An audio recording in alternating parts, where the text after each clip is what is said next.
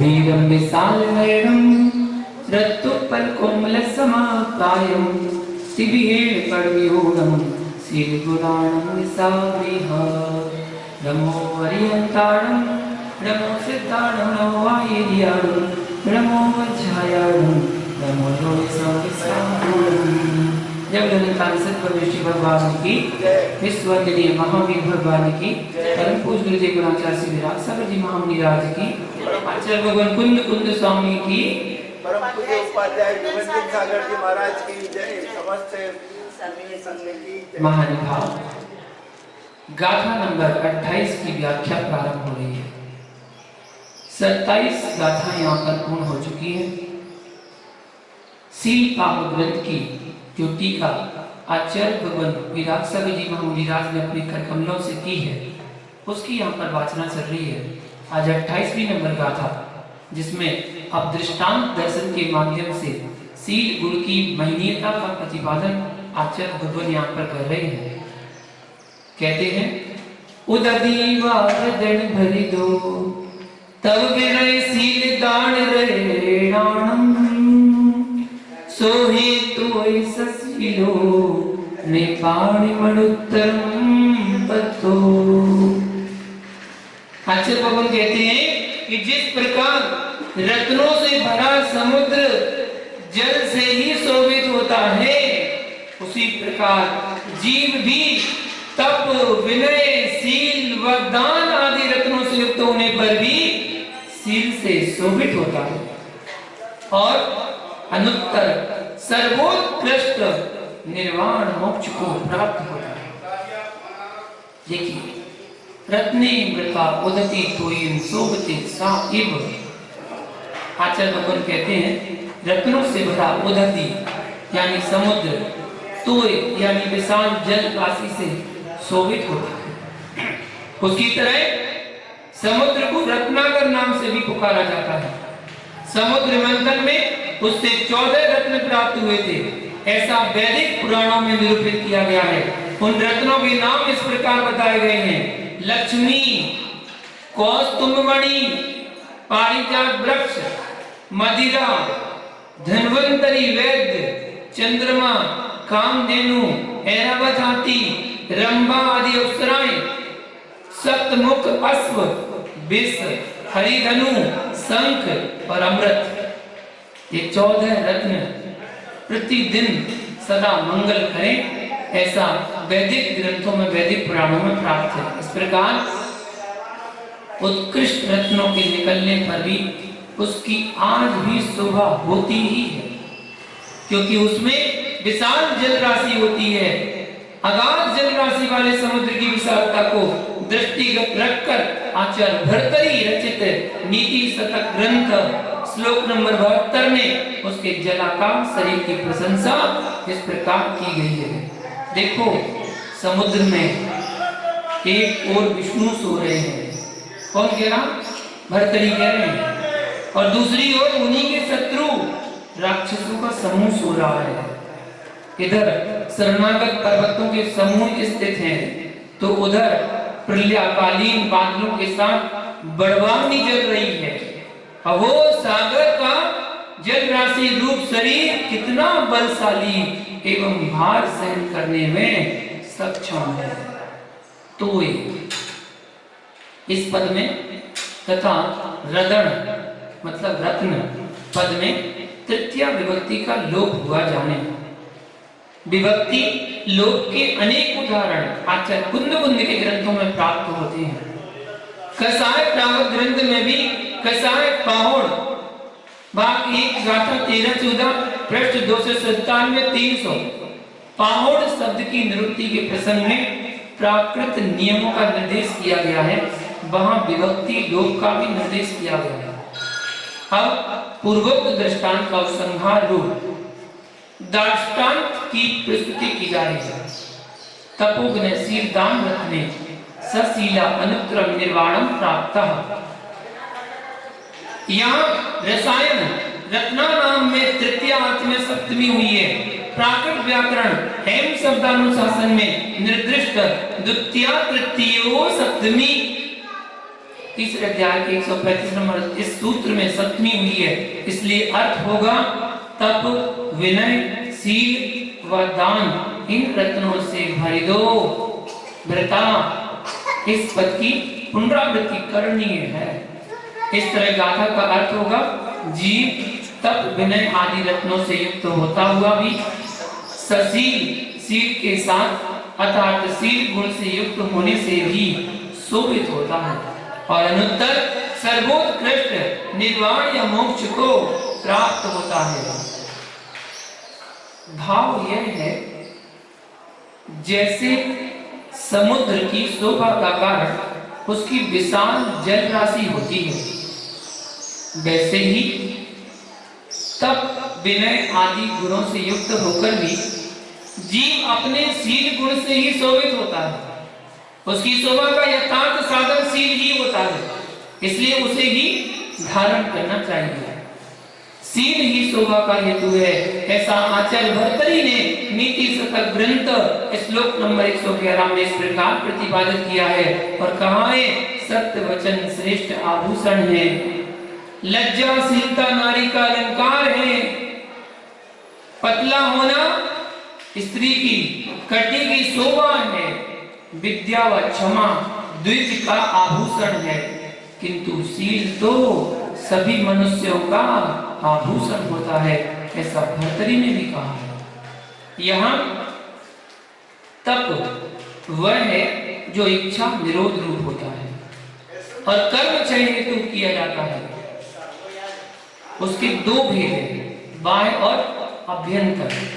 अनशन और मोदर्य, वृत्ति परिसंख्यान, रस परित्याग, विवेक सिंहासन, काय क्लेश, ये बाह्य तप के 6 भेद हैं। और प्राश्चित, विनय, वैयावर्त्य, स्वाध्याय, व्युत्सर्ग और ध्यान, ये आभ्यंतर तप के 6 भेद बताए गए हैं। तप और उसके 12 भेदों के विशेष विस्तृत वर्णन के लिए तत्वार्थ सूत्र 9वें अध्याय में 19 से 44 उसकी सर्वार्थ सिद्धि, राजवार्तिक, श्लोक वार्तिक आदि टीकाओं को देखना चाहिए।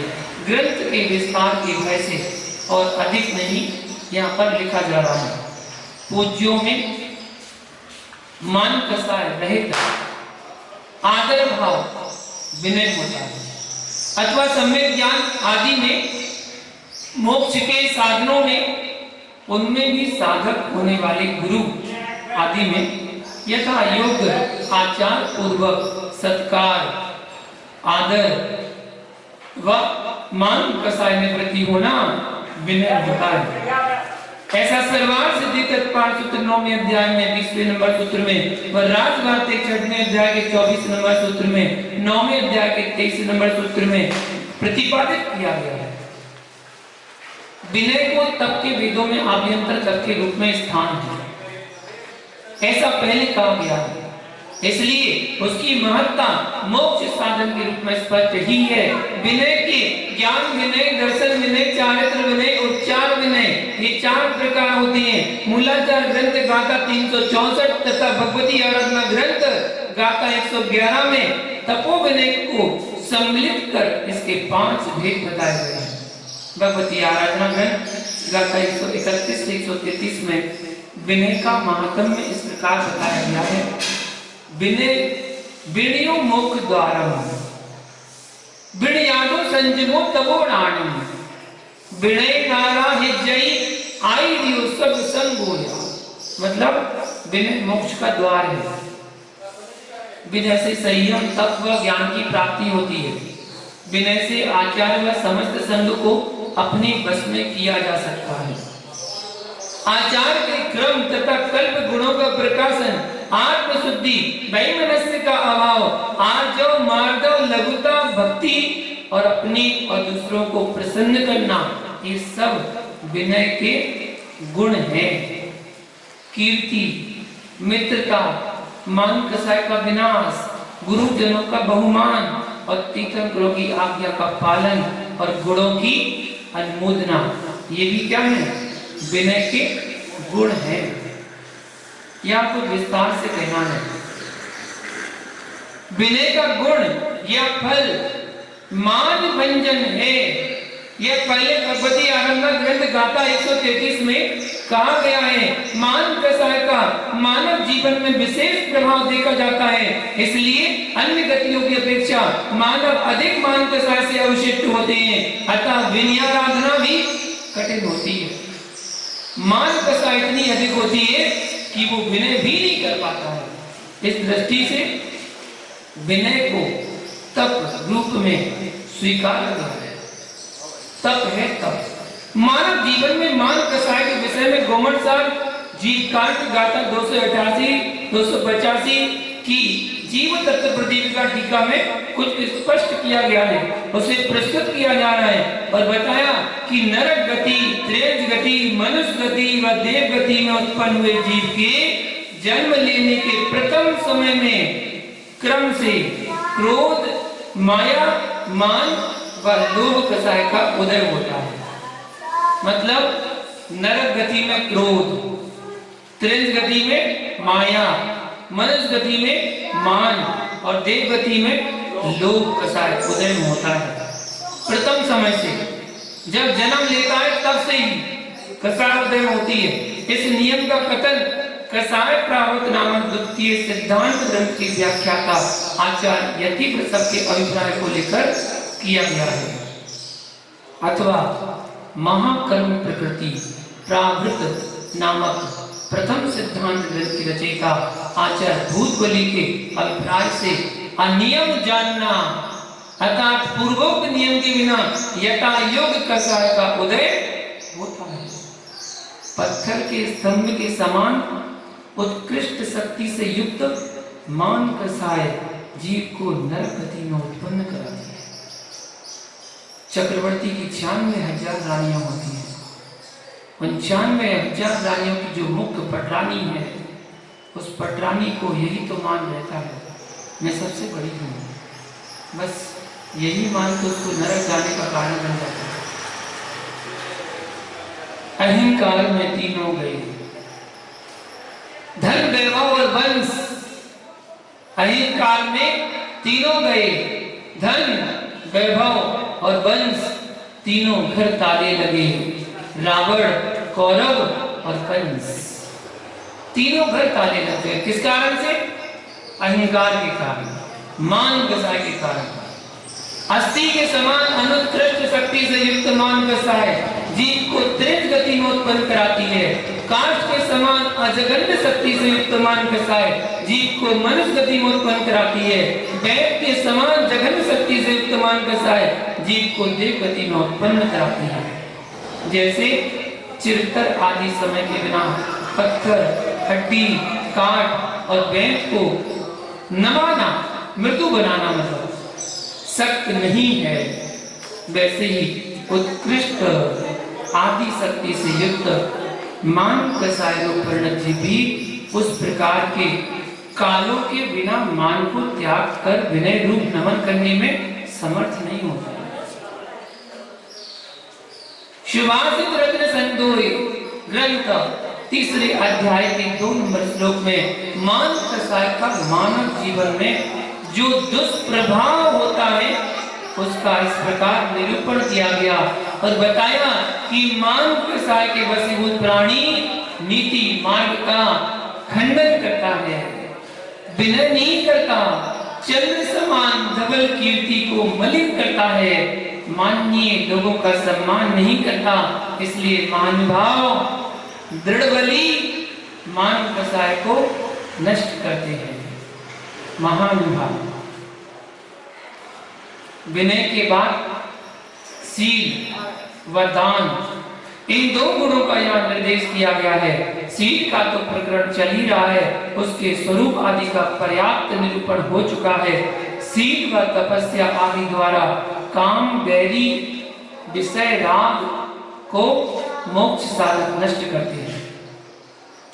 सुभाषित रत्न संदोह ग्रंथ 23 अध्याय में कहा गया है, साधु रूपी योद्धा संयम धर्म रूपी कवच अपने शरीर में बांध लेते हैं। उनका बल सम्यक दर्शन व सम्यक ज्ञान होता है। वे सील व तप रूपी तीक्ष्ण शस्त्रों के द्वारा उग्र स्मर मतलब काम, राग रूपी जो बैरी है, उन बैरी को कपा देता है। पराजित कर देता है और शील गुण का आश्रय लेने पर देव भी सहायक होते हैं। इस तथ्य को महासती सीता, मनोरमा, अनंतमती, सुलोचना, अंजना आदि नारियों के अनेक उदाहरण पुष्ट करते हैं। सुदर्शन सेठ आदि शीलवान महापुरुषों के उदाहरण भी इस प्रसंग में माननीय है। किसी पर अनुग्रह करने हेतु स्वत्व का त्याग करना दान होता है, अथवा रत्नत्रय से संपन्न जीवों के लिए अपने वित्त का त्याग करने या रत्नत्रय के योग साधनों को प्रदान करने की इच्छा का नाम दान है। यह धवला ग्रंथ पुस्तक 5 पृष्ठ 389 में ऐसा कहा गया है। आहार दान, औषध दान, शास्त्र दान व अवय दान, ये 4 प्रकार के दान बताए गए हैं। गृहस्थों के लिए तो दान धर्म की प्रमुखता रईसार गाथा 11 में प्रतिपादित की गई है। तप, विनय आदि गुण रत्नों में सील के ही प्रभाव से मुक्ति प्राप्त होती है। सील के परिवार में सम्यक दर्शन आदि मोक्ष साधनों का परिग्रहण है ही, अतः उससे मुक्ति प्राप्त होती है, इसमें कोई संदेह नहीं है। दूसरी बात, यहाँ नित्य निर्विकार परमानंद शुद्धात्म स्वभाव में स्थित होना सील है। उससे सहित होकर, उसमें लीन होकर निर्विकल्प ध्यानी शुक्ल ध्यान से युक्त होता है, तभी अनुत्तर यानी जिससे अधिक कोई श्रेष्ठ नहीं होता, ऐसे अनुपम सर्वश्रेष्ठ स्थान जो निर्वाण या मोक्ष रूप है उसे प्राप्त करता है। यह अर्थ यहाँ यह ज्ञातव्य है, प्रज्वलित अग्नि शांत हो जाती है, बुझ जाती है तो उसका निर्वाण कहा जाता है। आत्मा की राग रूप आंख कर्म रूपी ईंधन के अभाव से स्वतः बुझ जाती है, इसलिए उसका निर्वाण कहा जाता है। इस प्रकार पूर्वोक्त समस्त कथन का पर्यालोचन कर हे भव्य आत्मा, सील गुण से संपन्न होकर तप आदि के द्वारा मोक्ष साधना में अग्रसर होते रहो, यह गाथा का तात्पर्य है। अब मोक्ष विषय पुरुषार्थ की साधना के बाद ही मोक्ष की प्राप्ति संभव होती है। आप अपने आप या स्वतः वह प्राप्त नहीं होती। इस बात को आचार्य भगवान अगली गाथा में कल व्याख्या करेंगे। आज के लिए इतना ही। जय बोलो पारसनाथ भगवान की।